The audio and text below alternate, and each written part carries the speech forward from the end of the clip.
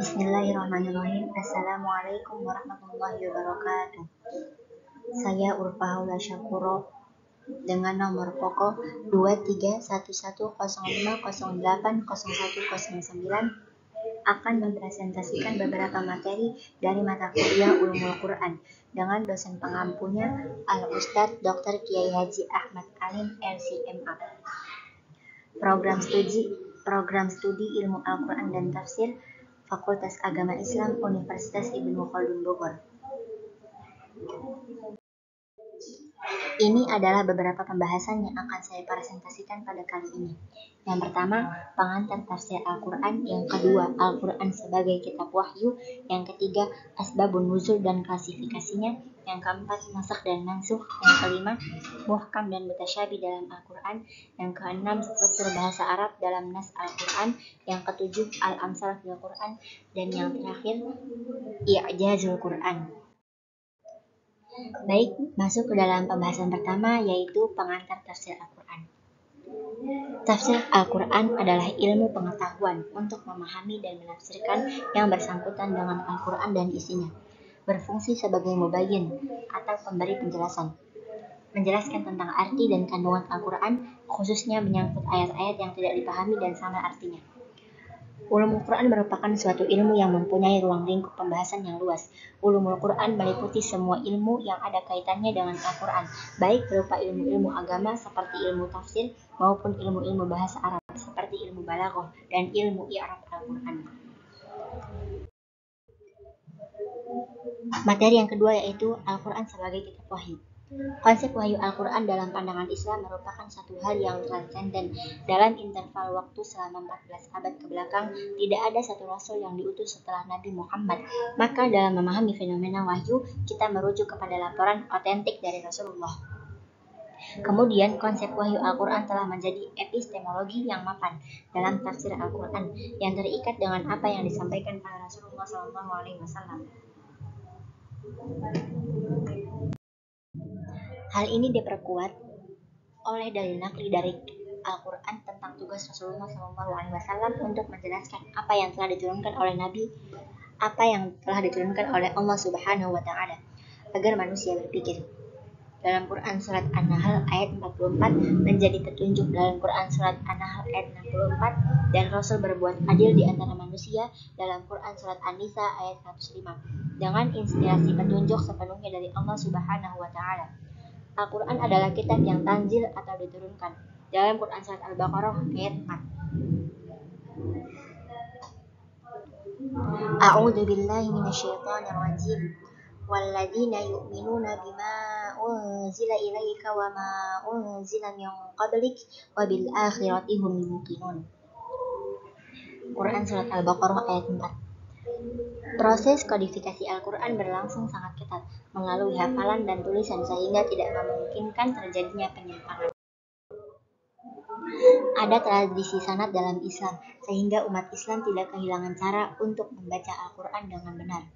Kitab yang dijaga keautentikannya.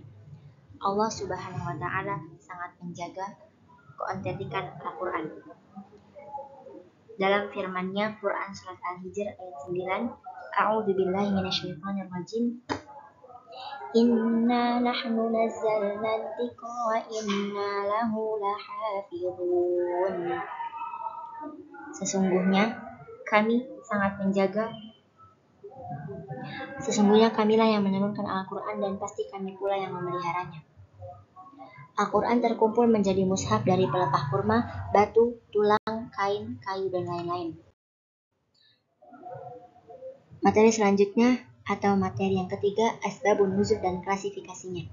Asbabun nuzul adalah suatu peristiwa di mana ayat tersebut diturunkan karena peristiwa sebelumnya. Asbabun nuzul juga peristiwa yang melatar belakangi turunnya suatu ayat. Diturunkannya Al-Quran itu untuk menyelesaikan masalah manusia. Manfaat asbabun nuzul yang pertama, mengetahui hikmah disyariatkannya suatu hukum. Secara terminologi, asbabun nuzul mencakup dua hal. Terjadinya suatu peristiwa yang kemudian direspon oleh turunnya ayat berupa pengungkapan fakta, berita, atau respon tertentu. Suatu peristiwa berupa pertanyaan sahabat atau orang lain kepada Nabi Shallallahu Alaihi Wasallam yang dijawab langsung oleh turunnya satu atau beberapa ayat Al-Quran berupa penjelasan hukum atau penyelesaian masalah. Yang kedua, membantu mengungkapkan atau memudahkan untuk para penghafal Al-Quran dalam mengingatnya. Yang ketiga, membantu seseorang dalam memahami isi dalam Al-Quran secara utuh. Dan yang keempat, memberikan pemahaman yang tepat untuk menjawab segala pertanyaan. Materi selanjutnya, nasakh dan mansukh. Nasakh dan mansukh terbagi menjadi 4. Yang pertama, an-naskhu ila badali masau, mengganti dengan hukum yang setara. Yang kedua, an-naskhu ila badal akhaf, mengganti hukum dari yang berat menjadi ringan. Yang ketiga, an-naskhu ila badal asqal, mengganti hukum dari yang ringan menjadi berat. Dan yang terakhir, an-naskhu ila ghairi badal, tidak ada hukum yang diganti. Definisi nasakh cara bahasa. Yang pertama, izalah, yaitu menghapus. Yang kedua, tabdil, yaitu mengganti. Yang ketiga, tahwil, yaitu mengalihkan. Dan yang keempat, naql, artinya memindahkan. Definisi lughatan ada 2, yaitu pembatalan atau penghapusan. Dan yang kedua, matahari, menghilangkan kegelapan. Secara istilah, ketika ada satu dalil syar'i yang turun lebih akhir dari dalil sebelumnya dengan membawa hukum yang berbeda dan pada dalil yang turun lebih awal, sehingga dalil atau ayat yang turun lebih akhir menghapuskan hukum ayat yang turun lebih awal. Ini disebut nasakh dan ayat yang turun lebih akhir disebut mansukh. Hikmah adanya nasakh dalam Al-Quran. Yang pertama, memelihara kepentingan hamba. Yang kedua, perkembangan tasyri menuju tingkat sempurna sesuai dengan perkembangan dakwah dan kondisi umat manusia. Yang ketiga, cobaan dan ujian bagi mukallaf untuk mengikutinya atau tidak. Yang keempat, menghendaki kebaikan dan kemudahan bagi umat. Materi selanjutnya, muhkam dan mutasyabih dalam Al-Quran.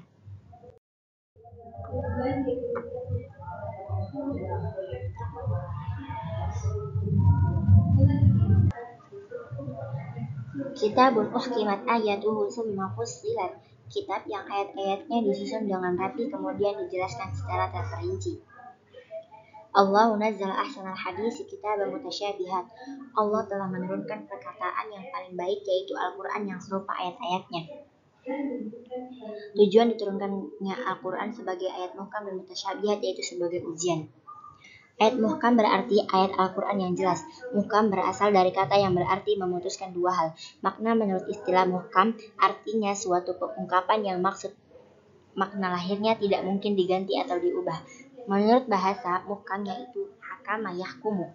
Contoh ayat muhkam yaitu ayat-ayat yang menjelaskan halal dan haram, ayat yang menjelaskan apa yang memabukkan. Mutasyabihat adalah sebagai lawan dari kata muhkam, yaitu ayat-ayat Al-Quran yang mengandung kesabaran dan kebalikan. Dalam memahaminya, Allah menurunkan ayat-ayat mutasyabihat untuk menunjukkan kebesarannya dan menunjukkan kepada manusia untuk berpikir dan mengungkap rahasianya. Contoh ayat mutasyabihat.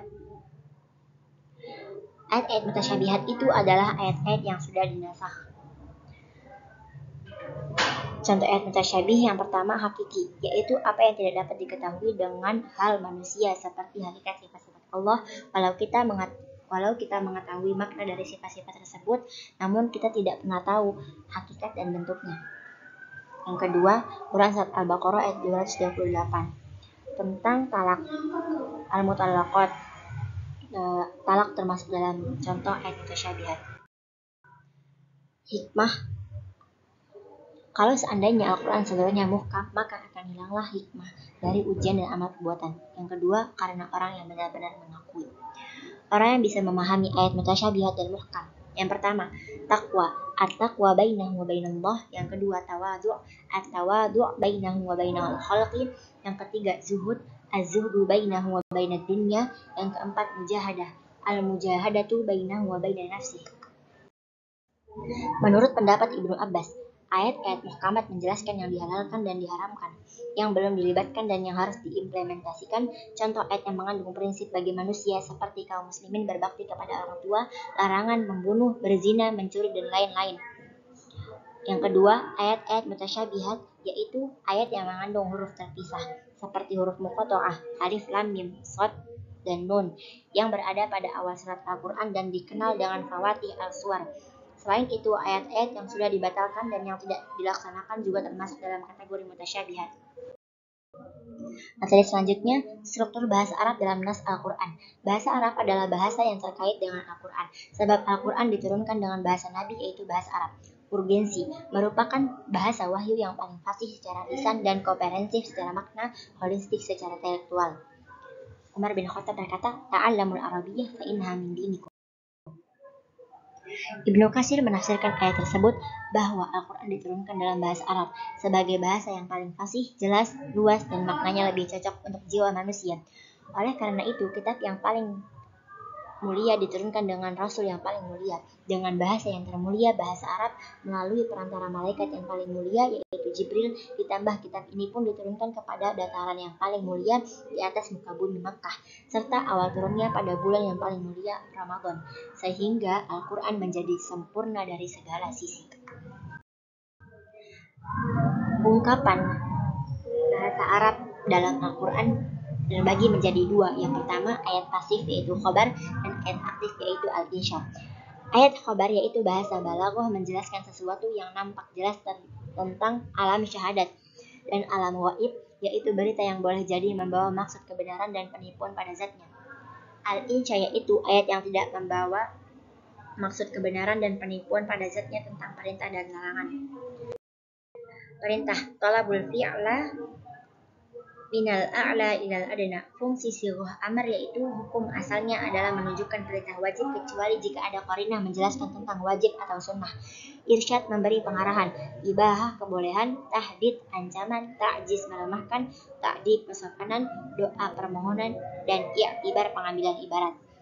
Larangan an-nahi talabut tarki minal a'la ilal adna. Fungsi sighah nahi yaitu haram, makruh, doa, putus asa, memberi nasihat, dan menyatakan akibat. Yang terakhir, materi al-amsal fil Quran. Afwan, bukan materi yang terakhir, tapi sebelum terakhir, al-amsal fil Quran. Tujuan adanya permisalan yaitu untuk mengambil sebuah pelajaran. Contoh ayat al-amsal yaitu kehidupan dunia yang fana. Dalam Quran surat Yunus ayat 24, orang yang suka menggunjing seperti makan daging bangkai saudaranya sendiri, orang yang menyembah selain Allah. Klasifikasi amsal. Al-amsal al-musarrahah yaitu permisalan dalam Al-Quran yang diungkapkan dengan kata-kata masal. Yang kedua, al-amsal al-kaminah yaitu permisalan yang di dalamnya tidak disebut kata tamsil atau masal, tetapi secara kandungan maknanya tersimpan sebuah perumpamaan. Contoh ketika Bani Israel tidak menurut saat diperintah untuk menyembelih sapi. Yang ketiga atau yang terakhir, al-amsal al-mursalah yaitu permisalan yang tidak menggunakan kata secara langsung atau jelas, tetapi kata-kata tersebut menjadi sebuah permisalan. Contoh, lakum dinukum waliyadin, pembahasan tentang toleransi termasuk ke dalam al-anfal al-mursalah. Materi yang terakhir yaitu i'jazul Quran. Kata mukjizat secara bahasa yaitu melemahkan, menundukkan, atau ketidakmampuan mengerjakan sesuatu perkara yang tidak dapat dilakukan manusia secara individu maupun kolektif. Amara khariq lil 'adah yadharallahu ala badani nabi tabidan linubuwatihi, sesuatu hal yang atau urusan yang menyalahi adat kebiasaan yang ditampakkan Allah di atas kekuasaan seorang nabi untuk memperkuat kenabiannya. Aspek i'jaz terbagi menjadi 8, yaitu al-i'jaz balaghi yaitu kemukjizatan dari segi sastra atau balaghah. Yang kedua, al-i'jaz tashri yaitu kemukjizatan dari segi pencariatan hukum pada saat penetapan hukum-hukum tersebut. Yang ketiga, al-i'jazul ilmi yaitu kemukjizatan dari segi ilmu pengetahuan. Yang keempat, al-i'jazul adadi yaitu kemukjizatan dari segi matematis atau statistik. Yang kelima, ilmu gaib yang ada di dalamnya. Yang keenam, isi kandungan Al-Quran terbebas dari kontradiksi. Yang ketujuh, antisipasi terhadap perkembangan zaman. Dan yang terakhir, pembuktian terhadap permasalahan kontemporer yang belum dibuktikan sebelumnya. Ini adalah presentasi dari saya. Mohon maaf atas segala kurangnya. Wassalamualaikum warahmatullahi wabarakatuh. Cukup sekian dari saya. Ini adalah presentasi yang mungkin banyak kurangnya, kurang lebihnya mohon maaf. Yang benar semua datangnya dari Allah dan yang salah datangnya dari saya. Terima kasih telah mendengar. Jangan lupa di subscribe dan like. Syukron. Jazakumullahu khairan katsiran. Wabillahi taufiq wal hidayah. Wassalamualaikum warahmatullahi wabarakatuh.